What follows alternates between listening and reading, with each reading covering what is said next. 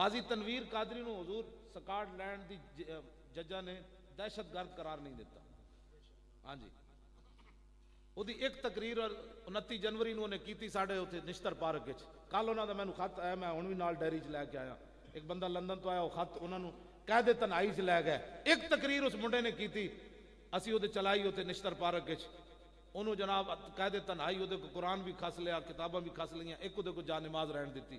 انہاں کہا تیری جرت کیویں ہوئی کہ تُس اتنے نشتر پارک وچ تقریر کیتی. سوال اتنا ہے کہ تسی ساڈے منڈے نو 27 سال قید سنائی, ساڈا منڈا نہیں چیخیا تے تسی ساڈے منڈے دی ایک تقریر بھی ہضم نہ کر سکے. ایک تقریر ہضم نہیں کر سکے.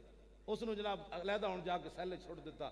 انہوں کہا کہ تو آئندہ, بلکہ وہ میرے نال فون تے گل کردے سن ہر واری تے کہن سن لبیک یا رسول اللہ. تے میں کہا تسی لبیک کیوں کہندے ہو؟ وہ کہنے لگے میں اس واسطے کہندا کہ انگریز بعد وچ میری یہ ٹیپ سن دین بھئی مولوی خادم نال کیڑیاں گلاں کرنا. تے میں لبیک تاں کہندا بھئی وہ تکڑے, میں انہوں نے دسنا بھئی میں تکڑا 27 سال تو بعد بھی سنن تو بعد میں پریشان کوئی نہیں. آج بھی وہ جنا تکڑا اندر. انہاں مینوں اپنی جرسی بھیجی جیڑی پائی رکھی.